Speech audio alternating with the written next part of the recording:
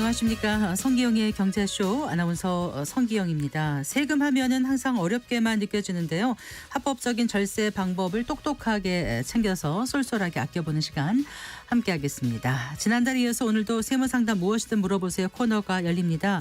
생방송 도중에 성기영의 경제쇼 홈페이지 청취자 게시판에 세금과 관련된 질문 남겨주시거나 상담 내용을 샵 9730으로 문자 보내주시기 바랍니다.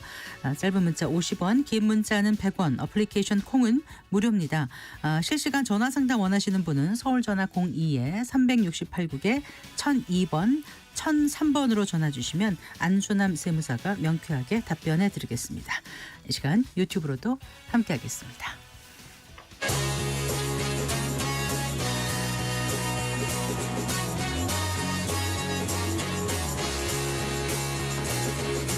경제 시야를 넓혀드립니다. 투자의 지름길을 안내합니다. 돈 되는 정보를 발견하는 시간.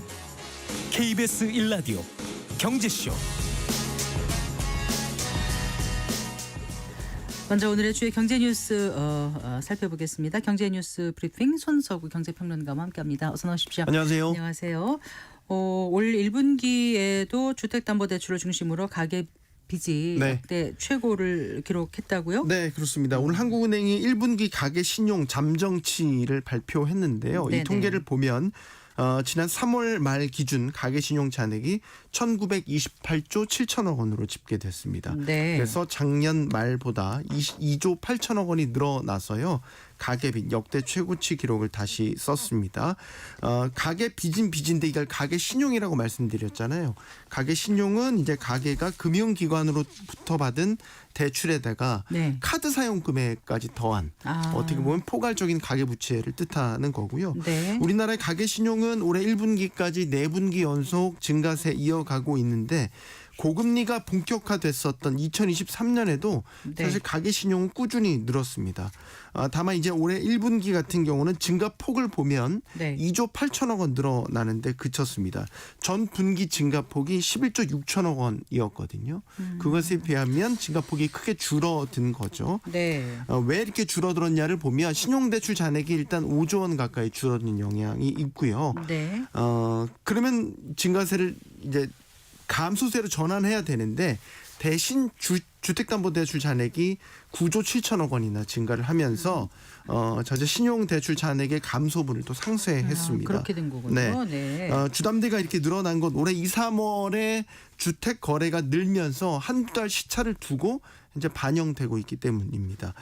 토지거래 허가구역이 해제되면서 주택 거래가 늘어난 측면이 있는데 현재는 확대 재지정됐죠. 그리고 금융당국이 예고한 대로 하반기부터 7월부터는 3단계 스트레스 DSR이 들어가게 되면 가상금리가 올라가기 때문에 대출 잔액이 줄어들게 되거든요. 그러면 하반기부터는 이런 가계빚 증가세가 진정될 것으로 보입니다. 네, 말씀하신 대로 그러면은 그 이제 3단계 DSR 스트레스 DSR이 7월부터 시행된다는 거잖아요. 그렇습니다. 그럼 대출 한도가 구체적으로 어느 정도 줄어들게 될지 좀 알려주시겠어요? 일단 DSR이라는 게 이제 총부채 원리금 상환 비율을 뜻하지 않습니까? 차주가 갚아야 될 원리금 상환액을 연소득으로 나눠서 차주의 연소득에 비례해서 일정 비율 이상 대출이 올라가지 않도록 나가지 않도록 한도를 조정하는 제도이죠. 은행권의 경우에는 이 차주의 DSR은 40%를 넘지 않는 한도 내에서 대출을 해줄 수 있습니다. 자, 여기에다가 이제 스트레스 DSR이라는 거는 미래 금리 변동을 위험에 미리 반영을 하는 거죠. 그래서 추가적인 스트레스 금리를 부과를 해서 대출 한도를 산출하는 제도인데 금리가 올라가니까 원리금 상환 부담이 커져서 최종 대출 한도가 줄어들게 되겠죠. 그럼 작년 2월에 1단계 조치를 도입한 후에 9월에 2단계였고요.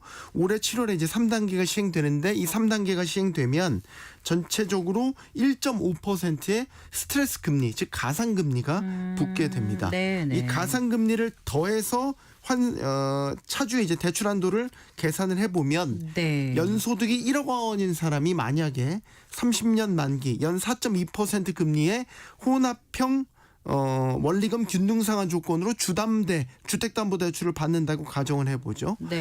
2단계를 적용했을 때 대출 한도는 6억 3천만 원인데 네. 3단계를 적용하면 5억 9천만 원으로 줄어듭니다. 3,300만 원 가량이 줄어들게 됩니다.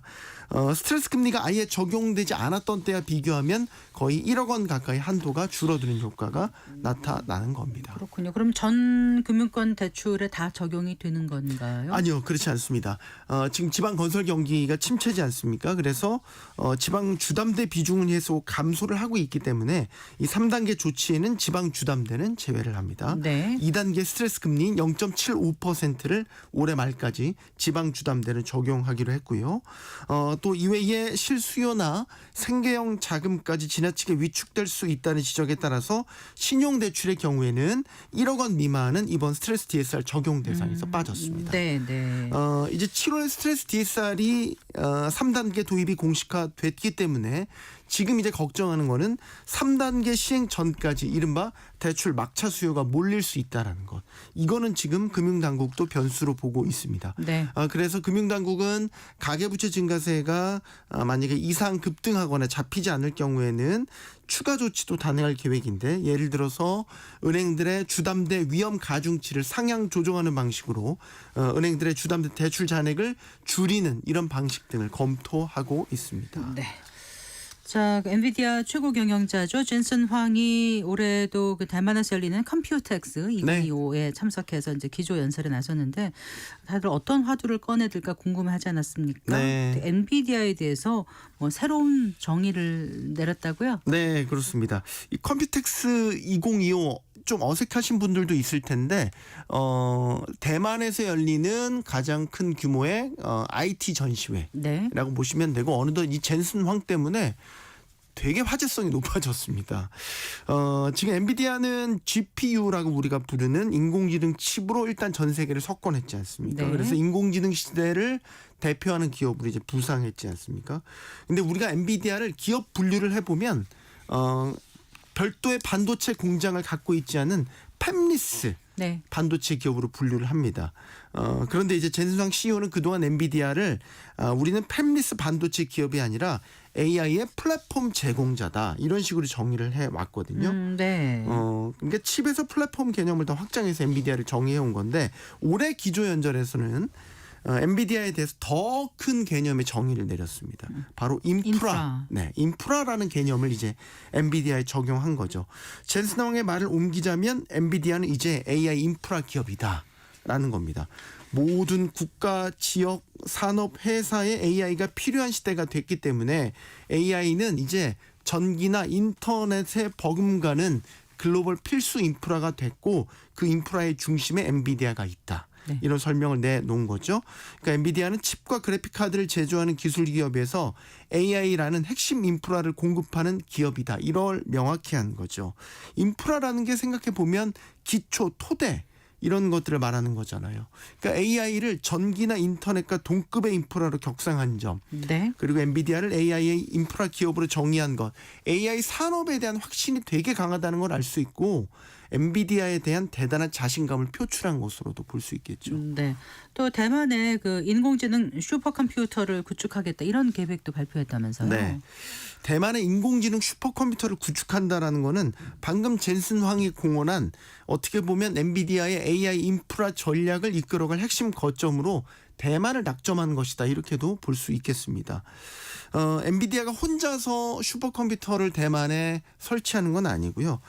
대만에는 엔비디아의 핵심 파트너사들이 다 있습니다. 그래서 범대만 기업들과 힘을 합칩니다. 폭스콘, TSMC 대표적인 거죠. 여기에다가 이제 대만 정부까지 합세를 하는 민관 합동 프로젝트가 되겠습니다. 일단 엔비디아는 이 GPU 등으로 구성된 슈퍼컴퓨팅 시스템 소프트웨어를 제공한다면 TSMC는 여기에 들어가는 칩을 제조하겠죠. 폭스콘은 조립 역량을 갖추고 있는 곳이기 때문에 최종 AI 슈퍼컴퓨터 하드웨어를 조립하는 역할을 합니다. 네. 그러면 대만 정부는 뭐하냐? 이 슈퍼컴퓨터를 대학, 연구기관, 스타트업 등에 개방하는 이런 역할을 맡게 되고요. 네. 젠슨 황은 이와 함께 대만에 새롭게 들어설 신사옥 부지도 깜짝 발표했습니다. 어디예요? 대만의 베이터우 지역이고요. 신사옥의 이름이 콘스텔레이션.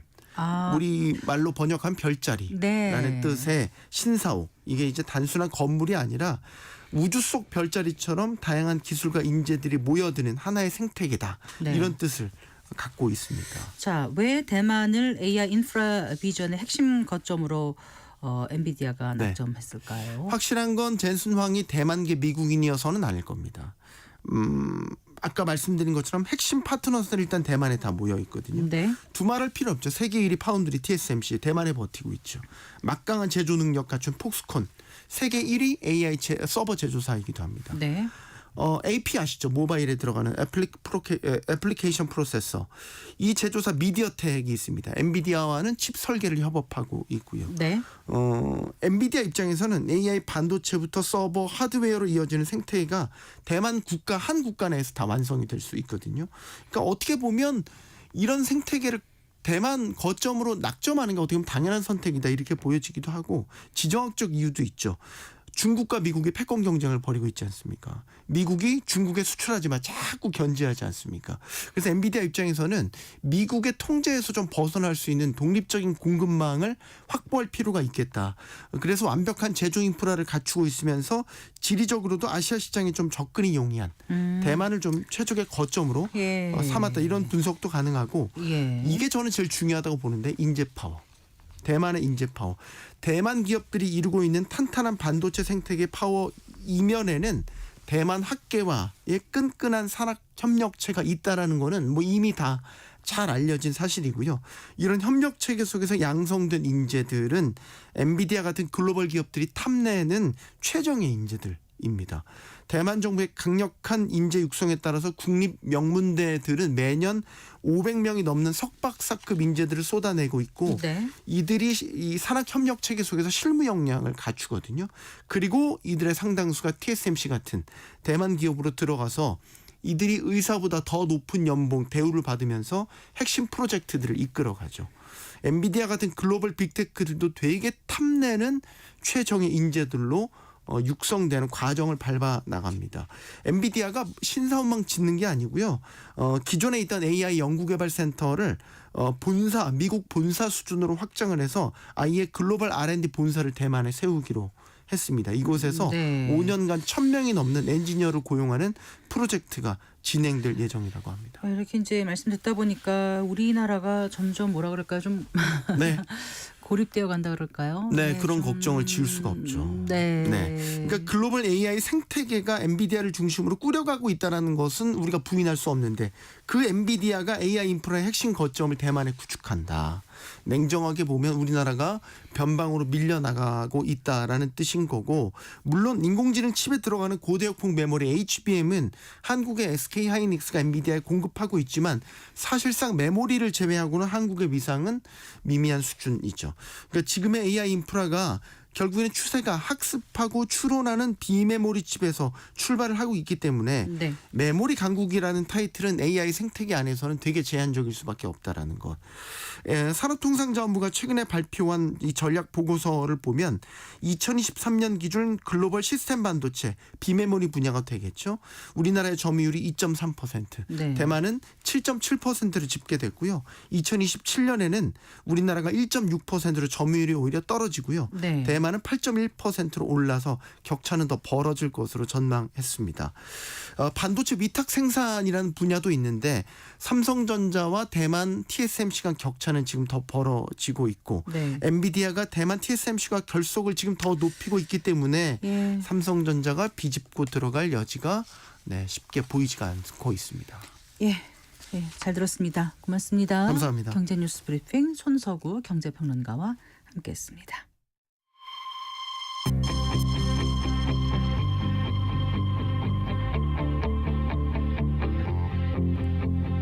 경제 전문가의 원포인트 레슨. 꼭 알아야 할 정보와 이슈를 알기 쉽게 풀어드립니다. 대한민국 경제 고수와 함께 투자의 맥을 짚는 KBS 1라디오 경제쇼. 진행의 성기영 아나운서입니다. 네, 4시 20분입니다. 세무상담 무엇이든 물어보세요 코너 순서가 돌아왔습니다. 생방송 도중에 성기영의 경제쇼 홈페이지 청취자 게시판에 세금과 관련된 질문 남겨주시거나 상담 내용을 샵 9730으로 문자 보내주시기 바랍니다. 짧은 문자 50원, 긴 문자 100원, 그리고 어플리케이션 콩은 무료입니다. 실시간 전화 상담 원하시는 분 서울전화 02-368국에 1002번, 1003번으로 전화 주시면 안준남 세무사가 명쾌하게 답변해 드리겠습니다. 자, 세무법인 다솔의 안준남 대표 세무사 스튜디오에 모셨습니다. 반갑습니다. 네, 안녕하세요. 안녕하세요. 네. 자, 지금 21대 대선이 2주 앞으로 다가왔습니다. 네. 그런데 이제 많은 분들이 이게 이제 후보들의 공약을 보게 되지 않습니까? 네, 네. 그런데 부동산과 관련해서 나오긴 하는데 네. 되게 뚜렷하게 이렇다 이런 게 좀 안 와닿고 특히나 네. 세제 관련 공약 예, 뭐 이런 거가 잘 안 보이는 것 같아요. 네. 네. 우선은 아마 지금 그 민주당 정권 때 문재인 정부 시절에서 저희들이 이제 규제 강화를 도입을 했지 않습니까? 취득세, 종부세, 그다음에 양도세까지 중과세 제도를 도입해서 네. 규제를 했었는데 그게 결국은 어떻게 보면은 부동산 가격을 상승시키고 여론이 악화되고 그런 상황이 만나다 보니까 지금 대선 기간이 짧은데 네. 어떻게 보면은 이 기간 중에서 어떤 정책들이 어떤 효과가 나올지도 예측도 못한 상황에서 그런 것을 발표하기 이런 것은 상당히 위험 부담을 느끼는 것 같습니다. 예. 그러니까 세제가 이제 강화돼서 규제가 네. 많았는데 네. 그게 반드시 집값을 끌어올렸다고 볼 수는 없지만 어쨌든 네. 세제를 강화한 것은 집값을 오르지 않게끔 좀 안정시키려고 했는데 역작용이 났다는 거죠. 오히려 네 그렇게 네. 됐으니까 현재 좀 이제 민주당 정부에서 봤을 때는 아무래도 공급 정책이 더 효과적인 정책이지 네. 세제 규제 정책은 적합하지 않다고 지금 보는 것 같아요. 네. 네, 그래서 우선 세제 쪽은 그렇게 많은 제도가 지금 도입되지 않는 것 같습니다. 네. 그럼 지금 정도의 세제를 가져갈 거라고 판단하시는 거예요? 아니면 조금 더 검토를 해보고 지금 현재 이전처럼 규제 다시 규제로 좀 돌아갈 수도 있다고 보시는 윤석열 거예요? 정부에서 종부세는 어느 정도 완화시켜 놨는데 네. 취득세는 지금 그대로 유지가 되면서 양도소득세만은 지금 유예 조치를 하고 있지 않습니까? 중과유예요. 그렇습니다. 네. 근데 요거는 징벌적으로 지금도 세제가 만들어졌기 때문에 유예 기간이 끝나고 바로 시행하기는 어려울 것 같습니다만은 어쨌든 지금 유예 기간이 내년 5월 9일까지 유예 기간이니까 네. 이 기조를 그대로 유지를 하고 네. 그때 시행할 때 시장 상황을 보고 네. 그때 가서 최고세율을 중과세율을 조정하거나 네. 장기보유 특별공제를 도입해주거나 그때 네. 조정이 될 것 같아요. 네. 그리고요. 네. 그 민주당만 얘기를 하셔가지고요. 네. 일단은 지금 김문수 후보님께서는 보면은 감세 정책을 일단 쓰는 것 같습니다. 그거는 네. 상속세 세율을 좀 낮추기도 하고 예, 오늘 정부에서 발표를 했습니다만 유산 취득세 네. 쪽으로 이제 세제 개편이 되도록 돼 있는데 그다음에 이제 할증가세도 좀 폐지도 하고 네. 최고세율도 내리고 네. 그리고 이제 지금 법인세율도 좀 낮추려고는 하는 것 같아요. 아, 그래요? 예, 예. 그래서 감세 정책을 전반적으로 쓰려고 하는데 네. 민주당 입장에서는 지금 현재 세수가 펑크가 나고 있는데 네. 감세 정책이 어떤 세수 효과가 생길지도 모르면서 이렇게까지 쓰는 것은 좀 무리라고 보기 때문에 아마 네. 반대하는 입장 같아요. 네. 그런데 상속세 관련해서는 민주당 정부에서는 지금 공제액을 우선 확대해서 민주당 네네. 예, 측에서 보면은 공제 제도를 확대해서 우선 시행을 하고 그다음에 이제 지금 유산 취득세는 천천히 하자는 그런 생각 같은데 네. 그러면 유산 취득세가 도입되더라도 2028년도부터 시행되거든요. 왜 그런 거죠? 지금 이제 그게 준비 기간이 준비를 필요합니다. 하면, 예, 네. 세제 시스템 전체를 바꿔줘야 되니까요. 네. 준비 기간이 필요한데 그러면 26년과 27년은 네. 종전은 계속 갈 것이냐 이 문제거든요. 이미 작년에서 그 공제기라도 늘리자고 했는데 결국 안 했었는데 됐잖아요. 안 됐으니까 네. 제가 볼 때는 오히려 이번 정부에서 이번에 국회에서 민주당 안이라도 받아들여서 네. 최소한 18억 기본 공제하는 거 네. 그거라도 좀 상속세에서는 개편이 됐으면 좋겠는데요. 네. 예. 다른 후보 뭐 눈에 띄는 건 없습니까? 글쎄 지금 이준석 후보는 지금 뭐 생애 주기별로 취득세와 양도세 이제 그런 감면 규정을 확대하자고 하는데 네. 구체적으로 이거는 것들이 지금 시장에서 와닿지는 않을 것 같습니다. 네. 유산 취득세를 바뀌면 어떻게 되는 거죠, 대표님? 지금 유산세 계통에서는 네. 상속 피상속이 남긴 재산 전체에다 과세하다 보니까 상속 재산을 받지 않은 금액까지 세부담을 대는 네. 문제점이 발생하다 보니까 이제 상속 받은 만큼만 세금을 내게 되고 네. 공제액도 각자 공제를 해주니까 네. 아무래도 예 그런 측면에서는 형평성 측면에서는 유리하다고 보여지고 네. 전체적으로 세부담이 내려가겠죠. 세율은 가만 놔둔다 하더라도 내려가서 전체적인 세부담은 내려가는데 네. 이제 배우자 공제에서는 지금 정부 안에서는 10억으로 하자고 그랬고 네. 지난번에 여야당 시절에도 배우자 공제는 폐지를 하자 이렇게 서로 해서 합의가 이루어졌는데 네. 이제 그거는 토론에서 어떻게 이제 배우자 바뀔지. 공제를 폐지하죠? 한도를 폐지해 버리자. 아, 한도를. 예, 네. 예. 지금 30억 정도 돼 있는 네, 거를 네, 네. 이제 50억 정도 올리자는 안도 있고 네. 폐지하자는 안도 있어서 예. 이 부분은 어떻게 수정될지는 모르겠지만은 어쨌든 기본 공제만은 배우자한테 10억 넘어가고 자녀 1인당 5억씩 해주는 걸로. 네. 그래서 네. 아무래도 이제 자녀들이 많으면 세부담이 좀 감소될 것 같습니다. 그래서 중산층하고 다자녀에 대한 이제 좀 이게 세제 개편이다 이렇게 보는 거죠. 네. 예.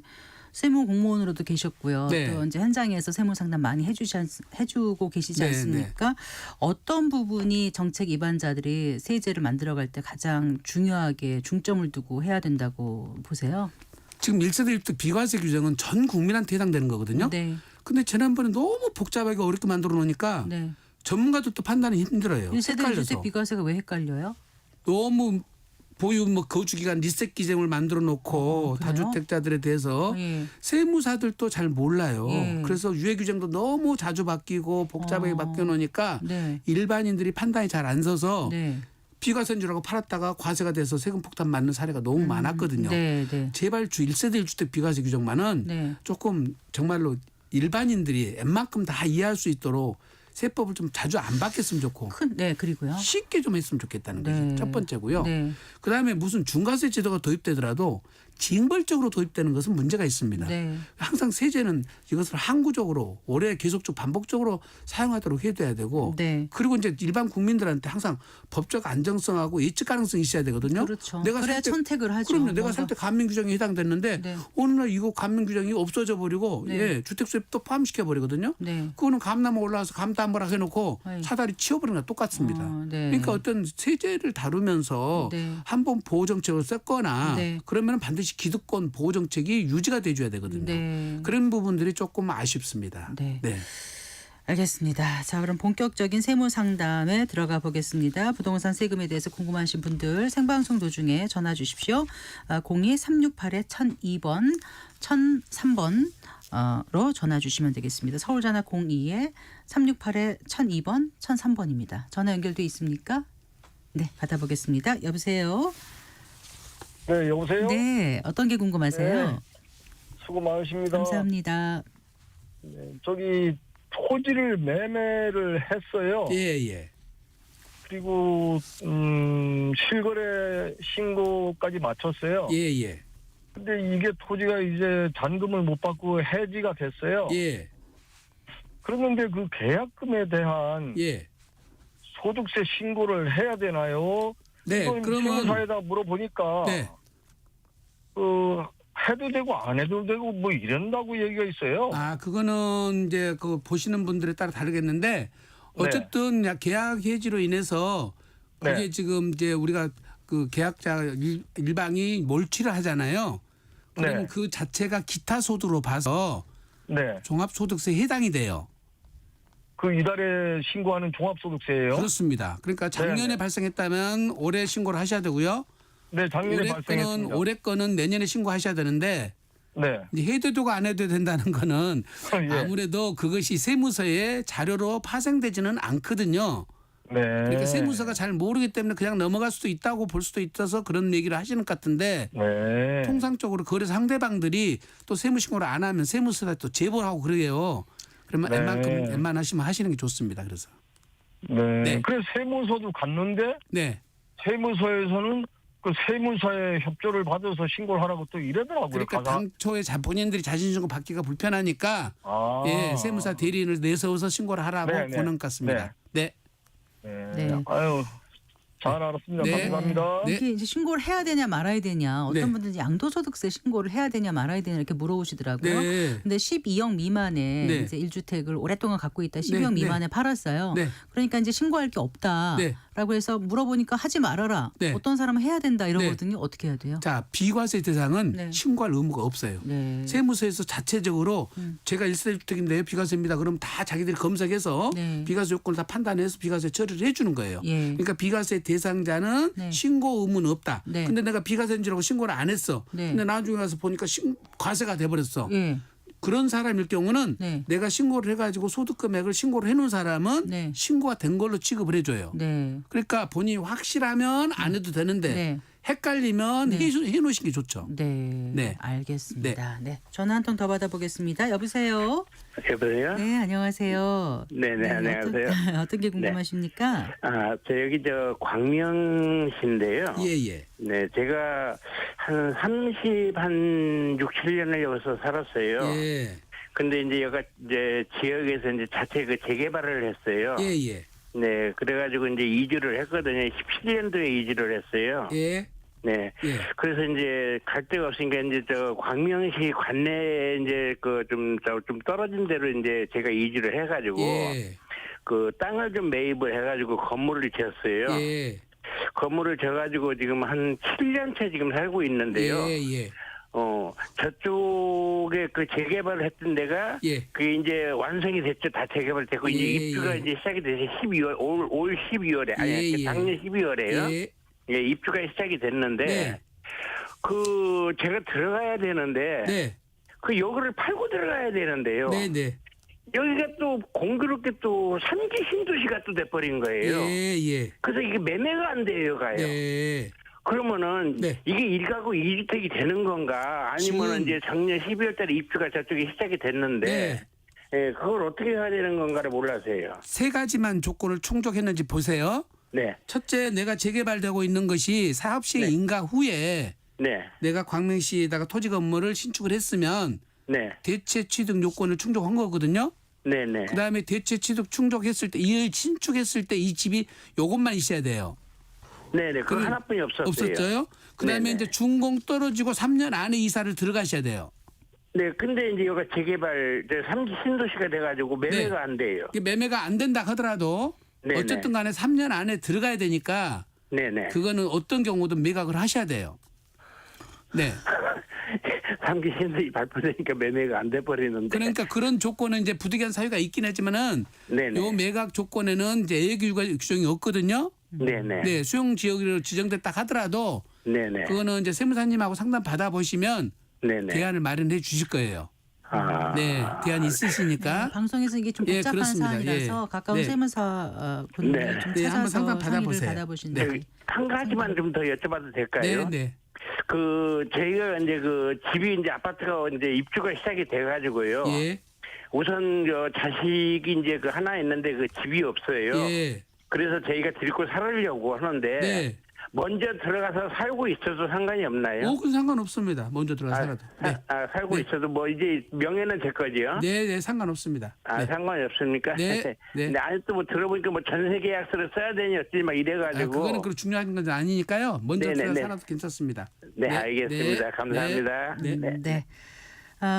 부동산 세금에 대해서 궁금하신 분들이나 또 생방송 도중에 실시간 전화 상담 원하시는 분 서울 전화 02에 368국에 1002번 1003번으로 전화 주시면 명쾌하게 상담해 드리겠습니다. 문자로 보내주셔도 좋습니다. 짧은 문자 50원, 긴 문자 100원이 드는 샵 9730 샵 9730 번호로 상담 내용 보내주시기 바랍니다. 자, 이제 미리 상담 신청해 오신 분 사연 소개해 드릴게요. 구재호 님의 사연입니다. 부산 거주자입니다. 사업장 현황 신고 시 주택 임대 사업자 3주택 이상 문자를 받았는데요. 별도로 도소매 개인 사업자만 있고 임대 사업자 등록은 안 했습니다. 현재 거주하고 있는 주택 포함 4주택입니다. 임대사업자 등록을 꼭 해야 하는지요. 작년 기준 2주택은 각각 2억 5천만 원씩 전세를 줬고 1주택은 거주하고 있고 또 다른 1주택은 보증금 3천에 150 월세를 받고 있습니다. 이렇게 보내주셨어요. 네. 우선 사업자 등록한 것과 안 한 것 차이가 약간 있어요. 주택임대사업자 등록 그렇습니다. 말씀하시는 거죠? 주택임대사업자 구청에다도 하고 세무서에다도 세무서. 하면 네. 필요 경비 공제가 네. 이제 분리과세 대상 2천만 원 이하 필요 공제 대상이 60%까지 공제를 해줘요. 아, 네. 그리고 기본 공제가 400만 원이나 돼요. 아. 그래서 예, 세금이 적은데 네. 이 사업자 등록 안 하면 네. 예, 필요 경비를 50% 공제를 해주고 네. 또 기본 공제를 200만 원밖에 안 해줘요. 반으로 주네요. 네, 기본 줄면서 공제가. 여기는 네. 감면 혜택이 없고 아. 네, 그런 차이가 있을 뿐더러 지금 현재 이분 같은 경우에는 지금 전세금은 네. 한 5억 3천인데요. 기본 3억을 빼주거든요. 잠깐만 2억 5천씩 두 개니까 5억 5억이고 게다가 3천. 3천 보증금 네, 있는 그럼 것까지 합해서 3억을 제하고 네. 2억 3천에 대해서 60%만 거기다가 예, 간주임대를 계산을 해요. 네. 그러니까 1억 얼마밖에 안 되겠죠. 네. 그래서 그 금액 자체하고 월세를 다 하더라도 네. 제가 봤을 때 2천만 원은 안 될 것 같아요. 아, 그러면 그러니까 분리과세 대상이라서 네. 50% 공제를 받고 네. 그다음에 200만 원 공제를 기본 받으니까 공제, 네. 한 800만 원 정도 소득금액이 잡힐 텐데 네. 그다음에 이제 이게 세무서 사업자 등록을 안 하면 가산세가 있어요. 아, 그렇습니까? 그 수익 금액의 0.2%. 그러면 예, 0.2%니까 네. 예, 한 28에 16 그래 많지는 않았겠죠. 네. 예, 28에 16이니까 한 2, 3만 원밖에 안 돼요. 아. 네, 그래서 가산세는 많지는 않다. 예. 그래서 웬만하면 다음에라도 세무서 사업자 등록은 하셔야 돼요. 세무서에다가 네, 구청에 사업자 등록을 하면은 네. 의무 임대 기간이 10년이니까 네. 못 팔잖아요. 네. 그러니까 그건 신중하게 생각하셔야 되고 네. 소득세 조금 아끼려고 다 등록해 놨다가 네. 매각 의무 안 지키면 3천만 원 과태료 먹거든요. 그러니까 그거는 비교를 해 보셔야 돼요. 아까 기본 공제 200이라는 거는 이 한 사람의 인적 공제인 거예요? 아니면 기본소득 공제에서 기본소득 공제. 다른 인적 공제가 그러니까 달라요. 각각의 주택에 대해서 200씩이 아니라 아니고 다 합해서. 예, 예, 예. 네, 임대 사업자 알겠습니다. 1인당. 네. 알겠습니다. 네. 또 이런 사연을 주셨네요. 휴대전화 끝자리 1333번님의 사연입니다. 이번에 전세로 집을 구할 때 아버지께서 5천만 원을 보태주시기로 하셨습니다.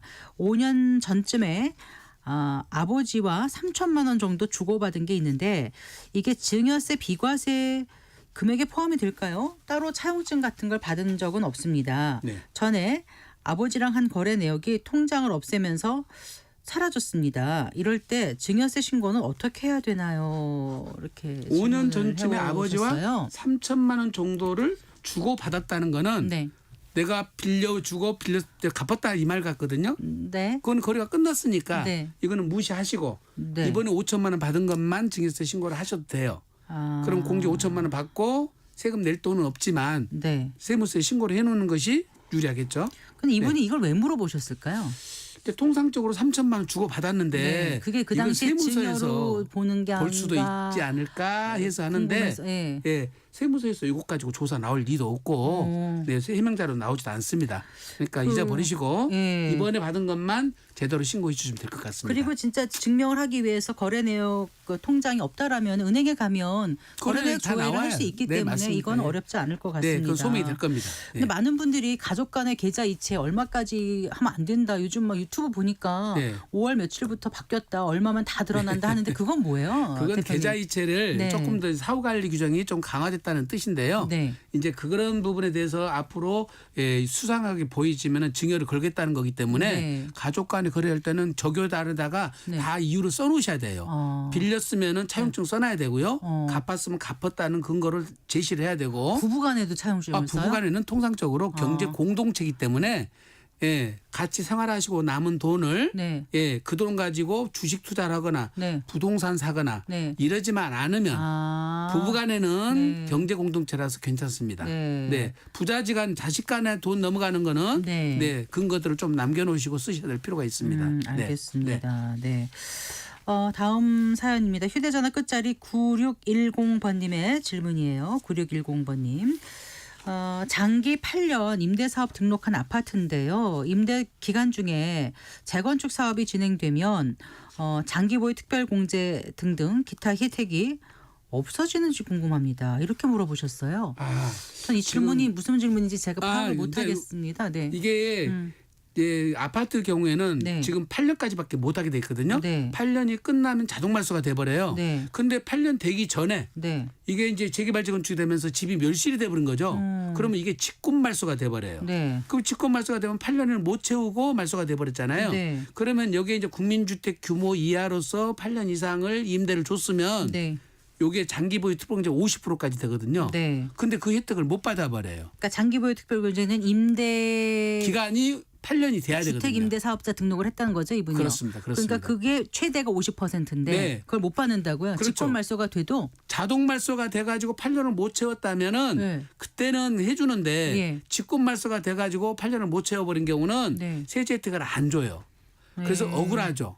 자동 말소하고 직권 말소 뭐가 달라요? 자동 말소는 8년이 되니까 아, 저절로. 자동으로 말소가 된 거고 아. 의무 요건을 다 충족했으니까 직권 말소는 임대주택 대상 목적물이 멸실이 돼버렸으니까 근데 재건축 사업을 자기가 찬성 안 했어도 그러니까 이거는 규칙 사유가 나한테 없는데 예, 그런 경우는 네. 충족 헌걸로 해서 아. 세제 혜택을 줬어야 되는데 네. 제가 아까 말씀드렸잖아요. 이런 기득권은 보호를 해줘야 되는데 네. 기득권 보호를 안 해줘 버리니까 네. 임대사업자 등록을 해가지고 기득권이니까 좀 어감이 안 좋은 것 쪽으로 생각이 아니요. 들어서 그때는 법이 어떻게 돼 있었냐면 네. 재건축하고 멸실이 됐잖아요. 네. 그럼 다시 재건축이 완료돼 갖고 신축이 됐을 거 아니에요. 네, 네. 그때 다시 입주를 해가지고 나머지 잔여 기간을 채우면 네. 세제 혜택을 줬다고요. 아 그렇게 있었어요. 그게 있었어요. 아 근데 그게 이제 아파트는 변경이 되면서 8년 만에 그걸 빼준 거예요. 예, 빼버린 거예요. 법이 바뀌면서 아. 그 세제 혜택을 없애버린 거라니까요. 그건 안 되겠는데요. 그러니까 기득권을 없애버리면 안 된다는 네. 거죠, 제가. 네. 그래서 기타 혜택이 없어진다는 거네요. 맞습니다. 이분 억울하시겠네요. 억울하죠. 이런 거는 세무와 관련해서 진정을 하면 국가에서 아니에요. 무슨- 이거 가지고 소송도 하고 이혼 소송 냈는데 예, 집단으로 다 해봤는데 네. 안 들어줬습니다. 아, 그럼 네, 이분은 9601번님 어떻게 좀 그래서 국가 정책이 신뢰를 잃어버리면 안 그러면 된다는 거죠. 8년이 아니라 5년만 했다. 네. 그래서 직권 말소가 됐다면 네. 5년에 대한 혜택은 있습니까? 그거를 이제 예를 들어서 종합부동산세에 네. 그걸 저기 임대주택이라서 합산 배제를 해줬거든요. 네, 네. 만약에 의무기한을 안 채우면 추징을 하는데 네. 이때는 직권말소 됐으니까 네. 추징은 안 하는 거예요. 추징은 안 하고, 안 하고. 추가로 더 내야 될 건데. 혜택을 그건 안 주고. 그렇군요. 네. 네, 알겠습니다. 네. 네. 전화 기다리신 분 계시네요. 여보세요. 여보세요? 네, 어떤 게 궁금하세요? 네, 안녕하세요, 두 분. 네, 감사합니다. 반갑습니다. 네. 네, 제가 문의할 거는요. 네. 그 2000년도에 34평짜리 아파트를 샀는데 33평인데 아들 딸 하나씩 있어요. 예. 그 반반씩 주려고 딱 남편 반, 저 반반씩을 해놨어요. 예. 이거 팔 때 어떻게 팔아야 되는지 궁금해요, 선생님. 요거 한 채밖에 없으세요? 네? 이 주택 한 채밖에 없으시냐고요? 네네네. 그런데 거래가액이 얼마인가요? 시세가? 잘 모르겠거든요. 한 3억대나? 그러면 지금 양도소득세 한 푼도 안 나오는데 뭐가 걱정이세요? 팔 때 네. 각자 부부가 한 해 하나씩 반반씩을 해놨어요. 그러니까 그거는 한꺼번에 팔아도 되고요. 네, 각각 50%를 팔아도 되고요. 네. 상관없습니다. 그 네. 아들, 딸 하나씩 주면 내내 팔아갖고. 갑자기 목소리가 바뀌셔서 깜짝 놀랐어요. 전화 주신 분. 고맙습니다. 네. 수고하십시오. 네. 네. 아, 정말 활달하고 아들 딸도 잘하시려고 저희 방송을 자주 듣는 분이신 것 같긴 해요. 네, 네, 네. 저희도 반가웠습니다. 네. 네, 전화 한 통 더 있습니다. 여보세요. 네, 안녕하세요. 네, 어떤 게 궁금하십니까? 네, 저희 배우자 앞으로 아파트가 한 채 있고요. 예. 네, 그리고 저 앞으로 주거용 오피스텔이 하나 있습니다. 예. 네, 그래서 오피스텔은 지금 세입자가 전입돼서 지금 살고 있는데 예. 이 오피스텔이 이제 계약 기간이 다 돼서 이제 명도를 좀 하고 저희 그 집선호 앞으로 된 법인채, 예. 네, 법인채를 글로 이전을 해서 예.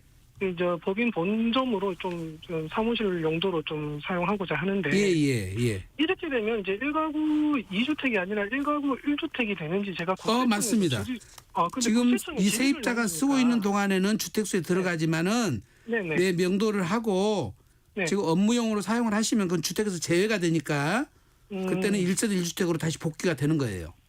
근데 네. 선생님 제가 궁금한 거는 제가 네. 이 부분에 관해서 국세청에 질의를 남기니까 네. 관련 이제 관할 세무서에서 판단할 문제이고 예. 뭐 조항을 쭉 남겨놨는데 무슨 뭐 주거 시설이 있고 뭐 욕실이 있고 하면 뭐 뭐 주택으로 본다. 또는 아, 상관없습니다. 그는 주거용 오피스텔은 네. 원래부터가 다 저기 편의시설이 다 들어가 있잖아요. 네네. 네, 그런 거 다 들어가 있다 하더라도 업무용으로 쓰면 업무용이 돼버리기 때문에 그거는 결국 사실 판단 사항이다 이 말씀을 어렵게 해놓았을 거예요. 네. 네. 근데 업무용이라 썼다는 걸 어떻게 증명을 하죠? 나중에 몇 년 있다가 아니 지금 업무용으로 법인 썼느냐? 본점으로 법인 본점이 법인 들어갔다고 그랬잖아요. 사업체 등록을 주소를 글로 하고 글로 하고 여기 네. 와서 법인 업무를 보면서 네. 그걸 사용했다 하니까 거기서 이제 발생된 소득에 대한 신고가 있든 뭐든 하게 근데 되면 법인으로 내가 사용을 하면서 네. 여기서 먹고 자고 했어. 네. 그때는 업무용이 우선이에요. 네. 그리고 주거용으로 썼다 하더라도 예. 업무용으로 사용한 걸로 보도록 돼 있습니다. 하물며 내 주거용으로 따로 있고 네. 업무용만 썼다면 여기는 주택은 상관없는 거죠. 그 네. 배우자가 대표이사여도 문제는 없는 거죠. 그렇습니다. 네. 아, 예, 네. 알겠습니다. 하기야 네, 고맙습니다. 사무실 법인으로 네. 쓰시면서 네. 뭐 이제 장소가 좀 모자라거나 그럼 거기서 잠을 자면서 일을 할 수도 있으니까 그렇습니다. 그런 건 상관이 없나 국세청에다 보죠. 질문하면 네. 법적 근거를 주고 네. 그다음에 이거는 세무서에서 사실 판단 사항이다 이렇게 네. 또 해놓으니까 네. 일반인들은 판단이 안 쓰죠. 그렇죠. 질문을 했는데 네. 근데 지금 들어보면 사실 판단이 네. 업무용이라고 보여진다는 거죠. 네, 알겠습니다. 자, 그 전화 또 들어와 있네요. 네, 여보세요. 여보세요. 네, 안녕하세요. 네, 안녕하세요. 수고 많으십니다. 감사합니다. 어떤 게 궁금하세요? 네, 제가 한 30여 년 전에 시골에다가 땅을 샀거든요. 예. 근데 지금 그거를 뭐 옛날에 거기서 농사 지려다가 농사 못 짓고 서울서 살고 있는데 예. 그거를 팔라 그러거든요. 예, 예. 파는데 지금 그게 한 3억 정도 간대요. 3억이에요. 예. 네, 근데 지금 그게 세금을 얼마 정도 내야 되나요? 지목이 뭐예요? 그냥 답입니다, 답. 답이에요. 네네. 예. 근데 시골에다 30년 전에 살았으면 네. 취득가액이 거의 안 잡혀요. 한 10% 잡힐 거예요. 네네. 그럼 한 2억 7천 정도가 양도 차익이 발생하잖아요. 네. 네. 그럼 장기보유 특봉제를 30% 받는다 하더라도 네. 그게 거의 그 2억 정도가 예, 네. 양도 차익으로 남을 텐데 네. 농사를 안 지셨으면 이게 비사업용 토지에 해당이 돼요. 네, 농사 안 졌습니다. 그 세율이 중과세까지 먹으니까 예. 세금이 6, 7천만 원 정도 나올 수도 있어요. 네. 다른 사람이 저래도 그렇습니까? 농사를 본인이 안 졌으니까. 아, 그래요? 예, 예. 옛날에는 그런 게 없었던 것 같은데. 옛날에는 없었죠. 비사업 토지라는 예. 게 새로 생겨가지고 예, 예. 예, 유유 토지에 대해서는 10% 세금을 더 중과세를 하게 돼 있어요. 지금은 6, 7천만 원 정도 내야 된다고요? 아마 그럴 것 같아요. 얼추 계산해 보면. 예. 네. 정확한 거는 거기 네. 가까운 세무사님한테 한번 상담 받아 보시고 네네. 예상세 뽑아 보신 다음에 네. 절세 방법을 한번 자문 받아 보세요. 절세 방법은 있긴 있는 건가요? 있습니다. 있기는. 네. 네네. 이 조건이 맞아야 되니까 상담 한번 네. 받아보세요. 네. 세무사님한테. 네네, 감사합니다. 네. 지목이 답이라고 하는 거는 결국 논이라는 뜻인 농지인데 거죠. 네. 농지는 제촌 자경을 해야 사업용이 되거든요. 거기 살면서 스스로 농사를 그렇습니다. 지어야. 예. 네. 근데 이제 제촌도 안 했고 농사도 안 졌다 하니까. 네. 예. 그래요. 예. 알겠습니다. 최대 30%밖에 장기 보유 특별공제가 안 되나요? 그거는 무조건 해주긴 해주자. 아, 그러니까 네, 최대 15년. 30%. 네, 네, 그렇습니다. 네, 알겠습니다. 자, 서울전화 02-368-1002번 1003번으로 전화 주시면 상담을 해드리겠습니다. 서울전화 02-368-1002번 1003번입니다. 자, 이번에는 휴대전화 끝자리 3447번님의 질문 소개해드릴게요. 아버지께서 대략 30억 중반대 정도의 빚이 10억 정도 있는 공장을 소유하고 계십니다. 제가 증여받으려면 작년에 문의드렸을 때는 40억 이상이 돼야 국세청에서 감정평가 나와서 그걸 기준으로 증여세를 낸다고 하셨고 주변에 공장이 거래가 된 경우가 없는 경우에는 그 이하는 공시지가라고 하셨는데 챗GPT한테 물어봤더니 2024년부터 규정이 바뀌어서 10억 이상부터 감정평가 받아야 한다고 답변을 받았습니다. 이게 맞는지요? 세무사님께 정확히 다시 한번 여쭤봅니다. 이렇게 물어오셨어요. 그래요? 요즘은 이거는 챗GPT한테 많이 물어보더라고요. 챗GPT가 조금 부정확하게 답변할 것 같은데요. 네. 우선 기준시가라는 게 있고요. 이제 추정시가라는 게 있거든요. 네. 이 기준시가와 추정시가하고 가액이 10억 차이 나거나 네. 그다음에 비율이 5% 이상 차이 나거나 네. 그거를 감정평가 대상으로 삼는데 네. 국세청에서 감정 평가를 하는 들어간 비용이 예산이 나오는데 작년에는 한 45억 정도 예산을 세웠어요. 근데 올해는 95억이 넘게 세워져서 네. 2배가 이상이 확보가 됐거든요. 감정평가에 들어간 비용이 있는데 그 비용을 그렇습니다. 2배 정도 확보하니까 네. 이 감정평가 들어갈 확률이 그래서 있다고 작년에 보시는 같은 거예요. 경우는 우리가 봤을 때 시장에서 네. 공개를 국세청에서 안 하거든요. 이거는 작년에 우리가 대충 봐서 한 40억 정도 기준시가 그 정도를 우리는 한다고 세무사들이 네. 통상적으로 추정을 하고 네. 감정평가를 해갖고 근데 들어갔어요. 감정평가 비용이 2배나 늘어났으니 늘어났으니 예산이 우리들이 한 30억? 봤을 때는 30억보다 더 내려갈 것 같거든요. 25억? 기준시가로. 네. 오. 20억에서 25억까지 내려갈 수도 있습니다. 네, 그 말인데 여기서 30억 정도라 치는 것은 시가를 말한 것 같거든요. 중반대 정도, 네, 30억 네, 중반대. 네. 근데 빚이 있다 이 얘기를 하시는 이제 거예요? 10억 빼면은 여기는 그 감정평가 대상은 빚은 감안하지 않아요. 그렇죠. 그냥 겉으로 기준시가만 보이는 따지는 거예요. 네, 근데 네. 기준시가는 제가 볼 때 20억은 안 넘어갈 것 같아요. 근데 주변에 거래가 된 경우가 없대요. 그러니까 네. 기준시가가 20억이 안 넘어가면 네. 감정을 안 받을 가능성이 또 높다는 거죠. 아. 네. 그래서 이런 조건들을 다 충분히 아. 세무사님은 검토를 받아보셔야 되니까 네. 가까운 데 가서 세무사님한테 네. 상담 받아보시면 판단이 나올 거예요. 네. 제가 봤을 때는 감정평가 안 하셔도 될 것 같긴 해요. 대부분 공장이나 이런 거는 좀 그 공시 집값들이 기준시가 좀 낮거든요. 낮게 네, 나오니까 네, 맞습니다. 아마 큰 예. 일단 20억은 안 넘을 것 네, 같아요. 고지서 보시고 네. 기준시가 이번에 공개됐잖아요. 네, 기준시가 네, 네, 그거 한번 네. 확인해 보시면 그렇습니다. 뭐 25억이 넘으면은 걱정이지만 그러지 세무사님들한테 않으면 판단 받아보시면 네. 예, 감정 받을지 안 받을지 알 수 있습니다. 알겠습니다. 네. 전화 한 통 더 연결해 볼까요? 여보세요. 여보세요. 네, 어떤 게 궁금하십니까? 예, 저 상속세 관련해서 문의 좀 드리려고 합니다. 예, 네. 예. 상속 받을 사람은 배우자하고 성년 자녀 2명이고요. 예.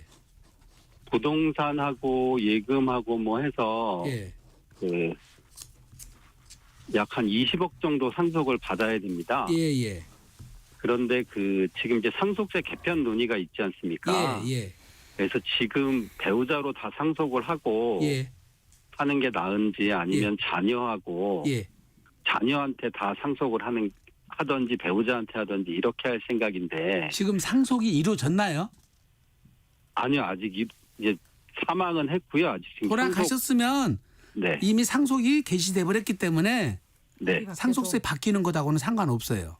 아니요 그 얘기가 아니라 지금 그러니까 배우자한테 다 상속을 하면 공제한도가 크니까 네. 그런데 이제 그랬다가 나중에 이제 배우자가 자녀들한테 상속을 하는 게 나은지 네. 아니면 지금 그냥 자녀들한테만 상속을 하는 아니 게 나은지. 그거는요. 배우자 네. 공제를 최대한 받기 위해서는 배우자가 법정 지분은 받아야 되거든요. 최소한. 아, 네네. 네, 법정 지분은 받고 그리고 최대한 상속을 받은 다음에 상속세를 배우자가 또 내는 거예요. 거기서. 네. 그러니까 부동산하고 예금을 받아가지고요. 네. 상속세가 나오잖아요. 네. 그럼 배우자는 2차 상속을 대비해가지고 상속재산을 줄이셔야 되는데 네. 줄이는 방법 중에 하나가 지금 연대납세가 있기 때문에 배우자가 상속세를 다 내버리는 거예요. 아, 그러면 상속재산이 줄어들죠. 네네. 그러니까 배우자가 전부 받는 방법도 아니고요. 하나도 안 받는 방법도 아니고 법정 지분대로 상속을 받으시되 상속세 네. 낼 만큼의 예금하고 그다음에 노후 자금을 받으신 다음에 어머니가 상속세를 내버리시면은 상속세를 가장 줄이고 2차 상속세도 가장 줄이는 방법이에요. 아, 네, 알겠습니다. 네. 감사합니다. 네, 약간 복잡한데 이를 알아들으셨어요. 네, 알아들으셔서 예, 예. 다행입니다. 네, 보니까 네. 알아들으셨어요. 네, 자, 그 다음 사연은요. 휴대전화 끝자리 5831번님의 질문이에요. 서울에 빌라 시가 2억 원짜리 빌라를 보유하고 있습니다. 또 충남 서천에 13평형 아파트를 2,700만 원에 구입했는데 이게 1가구 1주택에 해당되는 건지 궁금합니다. 근데 여기서 이제 세법을 말을 안 하시면 뭔지 잘 모르겠는데 네. 양도소득세에서는 농어촌 주택으로 빠질 것 같거든요. 네. 취득세도 지금 2억짜리인데 이하는 주택수 빠지도록 돼 있으니까 네. 취득세 주택수에서 안 들어갈 것 같아요. 네. 그래서 걱정 안 하셔도 될 것 같습니다. 네, 네. 네, 알겠습니다. 네. 지금 저희 김우영 프로듀서가 밖에서 그 질문을 좀 해달라고 얘기를 했거든요. 네. 근데 소득세 신고를 해야 되는데 세를 아직 못 받았어요. 신고해야 되나요? 이렇게 되는데 네. 세를 못 받았다는 게 임대료를 못 받았다 이 뜻인 것 같아요. 임대를 못 받아서 보증금에서 까게 돼 있거든요. 네, 그다음에 그 수익 금액을 인식을 하고 네, 신고를 해놓고 결과적으로 나중에 못 받으면 대손죄를 해야 돼요. 아. 그러니까 소득세는 신고를 일단 해 주셔야 됩니다. 네, 알겠습니다. 하나만 더 여쭤볼게요. 네. 광진구 빌라를 2022년 11월에 구입했고 2024년 11월에 상생 임대로 재계약했습니다. 네. 2년 안에 매도 시 전세 끼고 비과세 가능할까요? 요거는 네. 내가 취득한 다음에 임대차 계약이 체결됐어야 되는데 네. 그 체결된 거를 인수했으면 안 될 것 같고요. 네. 예, 내가 산 다음에 체결했다면 가능할 것 같습니다. 네. 세무사님한테 상담 받아봐셔야 돼요. 알겠습니다. 오늘도 장시간 수고 많으셨습니다. 네. 고맙습니다. 네. 세무법인 다솔의 안순남 대표 세무사와 함께 세무상담 해드렸습니다. 마칠 시간입니다. 아쉽게도 세무상담 한 달에 한 번 보내드리는 거 아시죠? 다음번 세무상담 코너는 6월 24일 화요일에 찾아뵙겠습니다. 세금 관련해서 궁금한 내용 있으신 분들은 저희 성기영의 경제쇼 홈페이지 청취자 게시판에 질문 남겨주시기 바랍니다. 마칠 시간입니다. 성기영의 경제쇼 오늘 순서 여기까지입니다. 아나운서 성기영이었습니다. 고맙습니다.